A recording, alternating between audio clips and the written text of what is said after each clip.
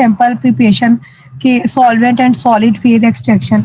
इसमें हम करते हैं कि सैंपल को हमने कैसे प्रिपेयर करना है, यानी अगर हमने किसी एडवांस टेक्निक पे के लिए सैंपल यूज़ करना है तो उसके लिए हमें क्या करना होता है, सैंपल को प्रिपेयर करना होता है। उसके लिए हमने देखना है कि कौन कौन सी हम मेथड्स यूज़ करते हैं, सैंपल को हम कैसे प्रिपेयर करते हैं, उसके हम लिए हम क्लीनिंग करते हैं या कोई हम जैसे हम फिल्ट्रेशन करते हैं। इसी तरह इसके एडवांस मेथड्स हैं सॉल्वेंट एक्सट्रैक्शन या सॉलिड फेज एक्सट्रैक्शन। इसमें हम कुछ कॉलम्स यूज़ करते हैं, यानी ये डिफरेंट मेथड्स हैं जिससे हम सैंपल को प्रिपेयर करते हैं फॉर फर्दर यूज़। तो इसमें हमने क्या करना है कि ये जो डिफरेंट मेथड्स हैं, ये देखिए जैसे हमने नेक्स्ट अभी यहाँ से मैं इंट्रोडक्शन इसका बताती हूँ कि अगर हमने क्रोमेटोग्राफिक टेक्निक्स के लिए यूज़ करना है for analysing complex samples, the multiple analytes are separated onto column and detected as they emerge from the column. But very often samples need to be cleaned up prior to introduction into the chromatographic column. अब इसमें होता क्या है कि हमने जब chromatography में use करने हैं सैंपल्स को, कोई एनालिसिस करने के लिए, कोई मल्टीपल एलिमेंट्स की एनालिसिस है या कोई भी चीज़ हमने डिटेक्ट करनी है सैंपल्स, तो हम क्या करते हैं, हम क्रोमेटोग्राफिक कॉलम में यूज़ करते हैं, उन सैंपल्स को क्लीन अप करते हैं और उसके बाद हम उसको यूज़ करते हैं फर्दर। चूँकि क्रोमेटोग्राफिक टेक्निक्स जो एडवांस टेक्निक्स हैं उन वो बहुत ज़्यादा सेंसिटिव होते हैं उनके कॉलम्स, तो उसके लिए जब हम सैंपल यूज़ करते हैं तो it should be very pure और उसको फिल्टर्ड होना चाहिए। तो इसलिए हम क्या करते हैं कि हम पहले सैंपल को प्रिपेयर करते हैं। ये एक पूरी एक स्टेज होती है सैंपल प्रिपरेशन की। हम ऐसे नहीं कर सकते कि हमने सैंपल कलेक्ट किया और हम डायरेक्ट क्रोमेटोग्राफी कॉलम पे ले जाएं या हम एटॉमिक एब्जॉर्प्शन स्पेक्ट्रोस्कोपी पे ले जाएं।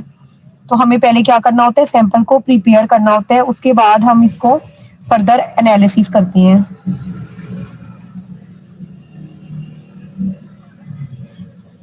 The techniques of solvent extraction and solid phase extraction and related techniques are very useful for isolating analytes from complex sample matrix prior to chromatographic analysis. Solvent extraction की या solid phase extraction की इसमें हम क्या करते हैं, हम complex samples जो हैं इनको analyze करते हैं। उनको एनालिसिस के लिए हम ये सॉलिड फेज एक्सट्रैक्शन जो हम फर्दर इन डिटेल पढ़ेंगे तो हमें पता लग जाएगा कि कैसे हम इसको यूज़ करते हैं। तो इनको हम क्या करते हैं, कोई भी क्रोमेटोग्राफिक एनालिसिस या स्पेक्ट्रोफोटोमेट्रिक एनालिसिस ये रखे हैं and also useful for spectrophotometric determination, यानी हम एटॉमिक एब्जॉर्प्शन स्पेक्ट्रोस्कोपी या एनएमआर के लिए जब यूज़ करेंगे तो हमने सैंपल को बाकायदा हमें प्रिपेयर करना होगा ताकि कोई इम्प्योरिटीज़ ना आ जाए। अगर कोई माइनर सी भी इम्प्योरिटीज़ आ जाएंगी सैंपल्स में तो हमारा जो इंस्ट्रूमेंट है वो डैमेज हो सकता है। इसलिए हमने सबसे it is very important to prepare the sample before introduction into the advanced technique.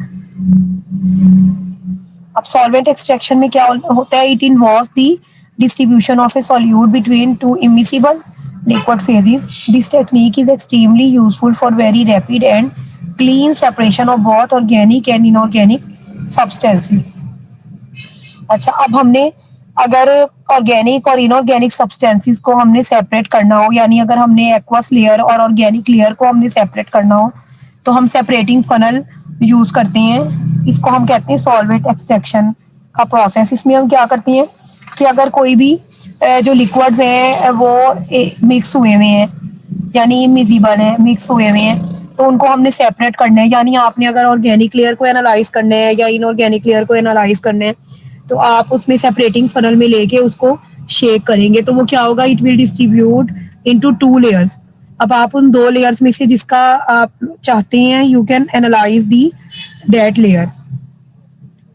तो इस तरह से इसका यानी आपका सैंपल प्रिपेयर हो जाएगा। आप इसको सेपरेट कर सकते हैं इमिजिबल लेयर को। आप ऑर्गेनिक आप ये देख सकते हैं कि ऑर्गेनिक लेयर में कौन से सब्सटेंसेस आए हैं मिक्स हुए और इनऑर्गेनिक में कौन से हैं।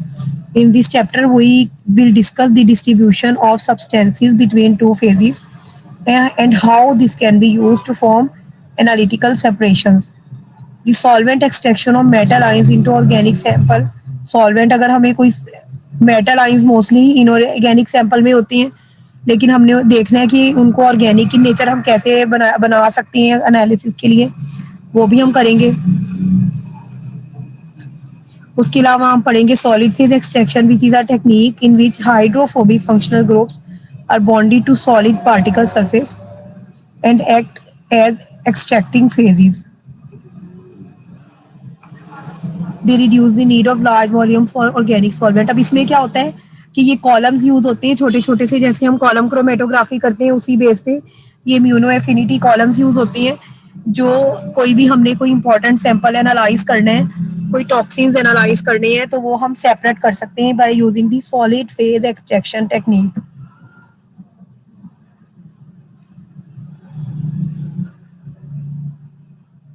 अब डिस्ट्रीब्यूशन कोएफिशिएंट में क्या होता है, ये हम सेपरेटिंग फनल से करते हैं और एक solute will distribute itself between two phases after shaking and allowing the phases to separate and within limits the ratio of the concentration of the solute in two phases will be constant. यानी हमने क्या करना है, हमने देखना है distribution coefficient.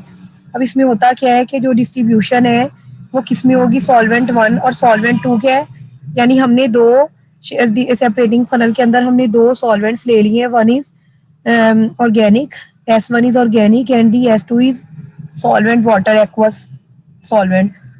If the distribution coefficient is large the solute will tend toward quantitative distribution in solvent 1। यानी अगर ये डिस्ट्रीब्यूशन कोएफिशिएंट रेशियो जो है ये ज़्यादा होगी तो इट मीन्स कि ये 1 में ज़्यादा चला गया है सॉल्यूट, और अगर कम होगी लेस देन 1 होगी इट मीन्स के 2 में ज़्यादा चला गया, यानी एक्वस लेयर में ज़्यादा सॉल्यूट है, डिस्ट्रीब्यूट हो गया है। और इसके लिए operators will be use for this will be separatory funnel.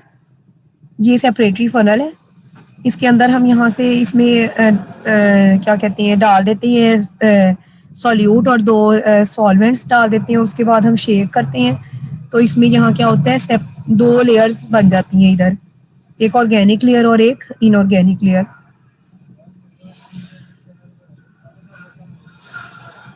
The solute is extracted from an aqueous solution into an immiscible organic solvent. After the mixture is shaken for about 1 minute, the phases are allowed to separate and the bottom layer is drawn off in a completion of the separation. और इसमें क्या होता है कि हम पहले नीचे वाली लेयर को यहाँ से निकाल लेते हैं, फिर ऊपर वाली लेयर को, यानी दो लेयर्स को हम सेपरेट कर लेते हैं। Many substances are partially ionized in aqueous layer as weak acid. This introduces a pH effect on the extraction. For example, the extraction of benzoic acid from an aqueous solution. Benzoic acid is a weak acid in water with a particular ionization coefficient Ka. यानी ये E जो है ये है ethanol और A क्या है, aqueous layer ether. यानी जो ये ऊपर वाला सॉल्वेंट है ये ऑर्गेनिक है और नीचे वाला जो है A, it represents the aqueous solvent.